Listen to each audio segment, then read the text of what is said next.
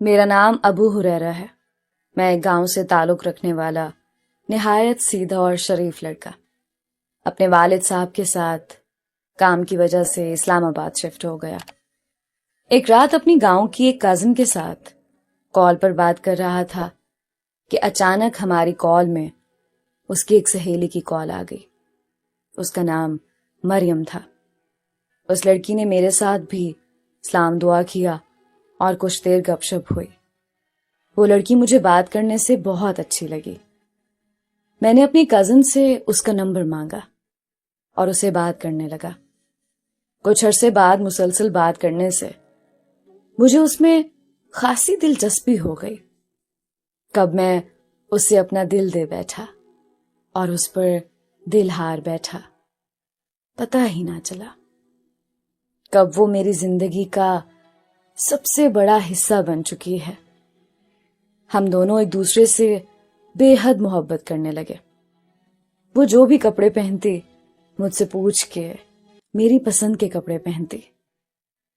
دو جسم ایک جان بن چکے تھے۔ ہر کام ایک دوسرے سے پوچھ کر کرتے۔ میں کچھ عرصے بعد اسے شادی کی بات کرنے لگا، لیکن وہ ٹال مٹول سے کام لیتی رہی۔ میں اس سے محبت میں اتنا پاگل ہو چکا تھا کہ مجھے اس کی نیت کا پتہ ہی نہیں چلا کہ وہ چاہ کیا رہی ہے۔ اپنے گھر والوں کو بہت زور زبردستی سے منا لیا۔ بہت لڑائی کے بعد وہ بھی مان گئے۔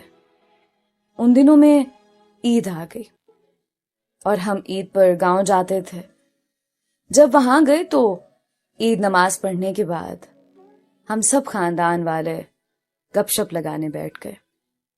سب بزرگ لوگ اپنی محفل لگائے بیٹھے تھے اور ہم کزنز اپنی محفل لگا کر بیٹھے تھے۔ اتنے میں میری کزن کے بھائی نے اپنی بہن کا فون اٹھایا اور اس کی دوست کی تصاویر نکال کر گندی للچائی ہوئی نظروں سے دیکھ رہا تھا۔ وہ میری محبت کو کیسے گندی نظر سے دیکھ سکتا تھا؟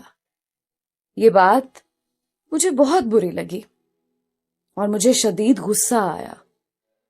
میں اس کو کچھ کہہ نہیں سکتا تھا کیونکہ سب کو میری محبت کے راز کا پتہ چل جاتا۔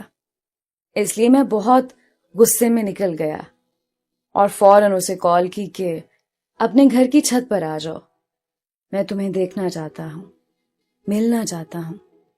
وہ اپنے گھر کی چھت پر آ گئی۔ مجھے دور سے وہ نظر نہیں آ رہی تھی۔ میں نے کال ملائی اور اسے بات کرنے لگا۔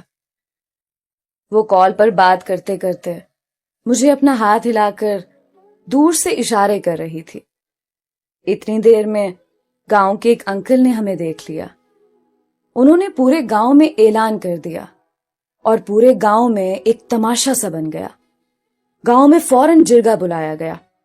جرگے میں سب مردوں نے مجھ سے پوچھا تو میں نے فوراً اپنی محبت کا اظہار کر دیا، لیکن جب اس سے پوچھا تو وہ سب کے سامنے مکر گئی کہ یہ کون ہے، میں تو اس کو جانتی بھی نہیں، محبت تو دور کی بات ہے، یہ شخص مجھے بدنام کر رہا ہے۔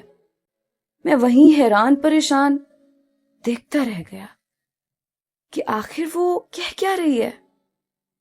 مجھے سمجھ نہیں آ رہا تھا کہ وہ ایسا کیوں کر رہی ہے، لیکن میں نے اپنی وضاحت میں ایک لفظ نہ بولا کیونکہ میں جان چکا تھا کہ وہ اب تک مجھ سے جھوٹ بولتی رہی ہے، مجھ سے بہت بڑا دھوکہ کر رہی ہے۔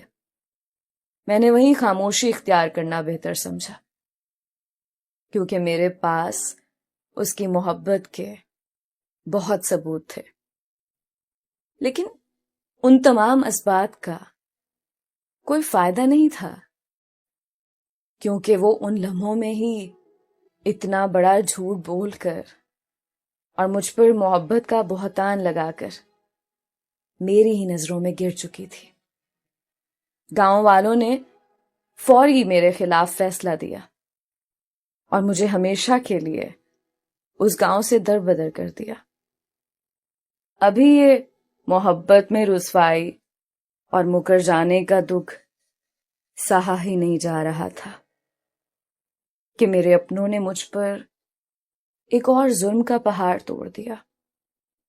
میرے اپنوں نے، میرے خاندان کے لوگوں نے مجھے بدنام کرنا شروع کر دیا کہ میں محبت میں رنگے ہاتھوں پکڑا گیا۔ اس رسوائی نے مجھے بہت اذیت دی۔ کیوں میرے اپنوں نے یہ ظلم کیا؟ میں آج تک اس لڑکی کو بھول نہیں پا رہا۔ اس دن سے میرا یقین محبت اور اپنوں سے اٹھ گیا۔